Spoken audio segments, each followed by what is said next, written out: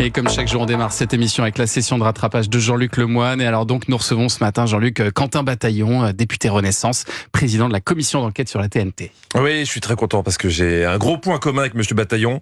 Il n'y a pas un jour qui passe sans qu'on me parle de ma participation à Touche pas à mon poste. On est pareil. On dirait si vous avez un remède. Non mais moi je faisais les 4 tiers, vous c'était quoi votre rubrique? Non parce que je regarde pas tous les jours. C'est quand même dingue. Beaucoup de gens ont loué la façon dont vous avez mené votre commission d'enquête. Ouais. Un passage chez Baba et hop, du jour au lendemain. Demandé ce matin la démission du président de votre commission, le député Quentin Bataillon. Ah oui. Doit-il démissionner de ses fonctions? Alors Quentin Bataillon va-t-il démissionner pour sauver le rapport de sa commission? Ça doit faire chaud au cœur tous ces gens qui vous veulent du bien. Heureusement que vous avez reçu le soutien de Sandrine Rousseau. Il faut absolument qu'il démissionne. Je pense que c'est un piège qui a été tendu et par Bolloré et par Hanouna.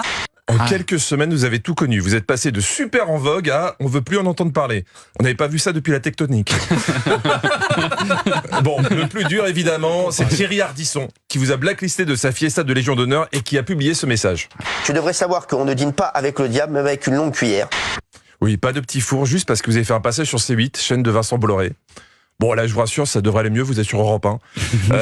J'espère juste que vous n'aviez pas prévu une crêpe party chez Jean-Luc Mélenchon, parce que vous risquez d'avoir du temps libre. On vous a notamment reproché d'émettre quelques réserves sur l'attitude de Yann Barthès pendant la commission d'enquête, ce qui vous a obligé à vous justifier sur France Info. C'était une maladresse et je le regrette. C'est gentil, mais vous n'étiez pas obligé. Parce que ça va, ils l'ont pas mal pris à quotidien. Ils vous ont même consacré un sujet. Quant à son avenir politique, un jeune député prometteur a finalement explosé en plein vol pour n'avoir pas résisté à la tentation de quelques minutes de gloire. Est-ce que du coup vous les trouvez plus sympathiques, hein? Répondez pas, sinon on va remettre une pièce dans la machine. Vous êtes sûr que vous voulez pas répondre? Non. Très bien, parfait. Bon, et alors ce qu'on va faire maintenant, Jean-Luc, pour votre session de rattrapage, on va parler de cette émission qu'on adore tous, Mariés au premier regard. Ah oui, et ça a commencé fort avec cette annonce concernant 2 couples de l'émission. Il était 21h15. Premier regard, mais une seule issue heureuse.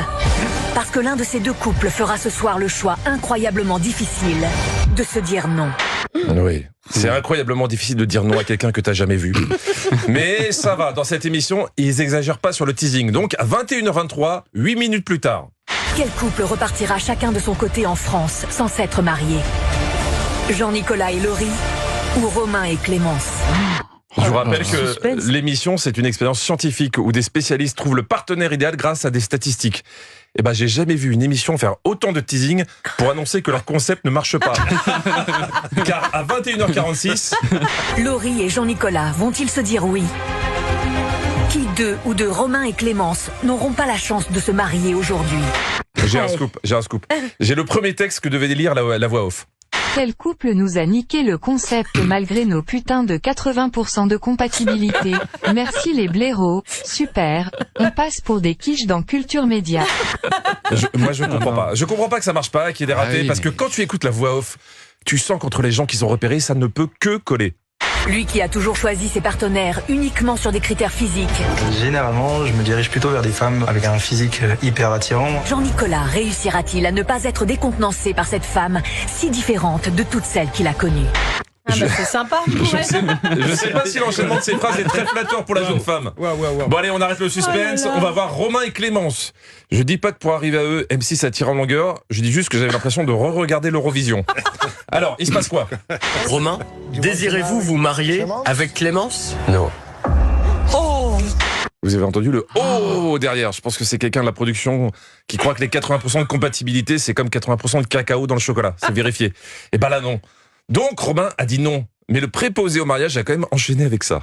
Et Clémence, désirez-vous vous marier avec Romain? Bah, si elle avait dit oui, à part se taper une double honte, je sais pas ce qu'elle aurait eu. Bon, au final, au lieu de se dire oui devant l'hôtel, bah, ça s'est fini comme ça. Voilà, bon, je te fais un bisou quand même. Ouais, bonne continuation.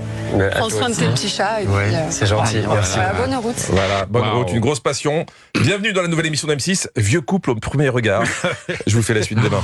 Le bonne continuation, il est terrible. Ouais. Ça, quand on te dit ça, en général, Non, mais c'est un râteau en direct. Ah, c'est dur. Belle analyse. Merci. Merci pour ce débrief. Ça me rappelle tellement de souvenirs. Merci Jean-Luc Lemoyne qu'on retrouve demain pour la suite. Et d'ici là, en replay sur europe1.fr.